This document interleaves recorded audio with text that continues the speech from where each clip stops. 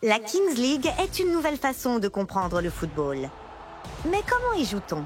Les matchs de la Kings League se jouent à 7 contre 7 et durent 40 minutes, divisés en deux mi-temps de 20 minutes, avec un chronomètre qui ne s'arrête jamais. Il n'y a pas de match nul et les jeux sont remplis de règles qui changent la donne. Cela permet des matchs plus rapides et électrisants. Pas le temps de cligner des yeux. Allons-y étape par étape. Le match commence avec seulement un gardien de but et un joueur par équipe. Ce joueur doit sprinter depuis la ligne de but jusqu'au centre du terrain où le ballon tombe d'une cage suspendue au plafond, ou d'une arbalète, ou d'un canon. Chaque minute, un joueur de plus rejoint le jeu jusqu'à ce qu'il atteigne 7 contre 7. À la 18e minute, le jeu s'arrête. Ensuite, un dé géant est lancé.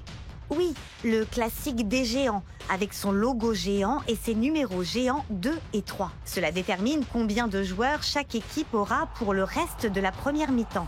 Le logo signifie 1 contre 1 avec le gardien de but, soit dit en passant.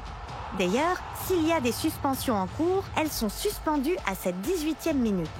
C'est-à-dire, s'il y a un carton jaune, ce qui entraîne une pénalité de 2 minutes, ou un carton rouge, ce qui signifie une pénalité de 5 minutes avant qu'un remplaçant puisse entrer, elles seront mises en attente et reprendront en seconde mi-temps. Et avec cela, nous atteignons la mi-temps. 3 minutes pour reprendre son souffle avant de retourner à l'action, avec le ballon tombant à nouveau de la cage, mais cette fois, tous les joueurs sont déjà sur le terrain. Pendant la seconde mi-temps, les équipes peuvent utiliser des armes secrètes.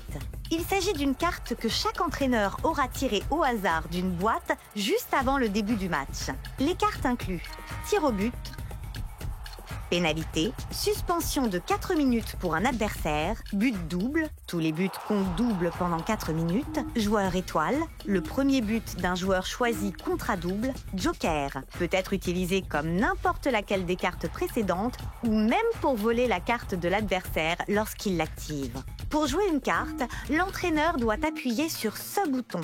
L'autre bouton active la pénalité du président, qui permet au président de l'équipe de tirer un penalty.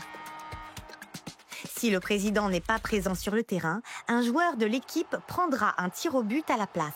Le match continue jusqu'à la 38e minute. Si le score est à égalité à ce moment-là, un ballon doré est utilisé, ce qui signifie qu'il est temps pour le but en or. Celui qui marque en premier gagne le match. Si le score est différent d'un match nul, alors un ballon rouge est introduit, ce qui signifie que chaque but jusqu'à la fin compte double. Une énorme chance de renverser le jeu ou d'étendre l'avance. Ok, et si le match se termine toujours par une égalité? N'avez-vous pas dit qu'il n'y a pas de match nul? Exactement, il n'y en a pas. Si le temps réglementaire se termine par une égalité, le gagnant est décidé par une série de tirs au but. Le système de points est le suivant. 3 points pour le gagnant, 0 pour le perdant. Mais si le match est décidé lors des tirs au but, alors c'est 2 points pour le gagnant, 1 pour le perdant. Les points s'accumulent tout au long de la phase régulière de la Ligue, mais le titre est décidé lors des playoffs. Les 2 premières équipes sont qualifiées directement pour les demi-finales. Les équipes classées 6e et 7e se rencontrent pour un match de qualification, le play-in. Ensuite, lors des quarts de finale, le 4e rencontre le 5e et le 3e jouera contre le vainqueur du match de play-in.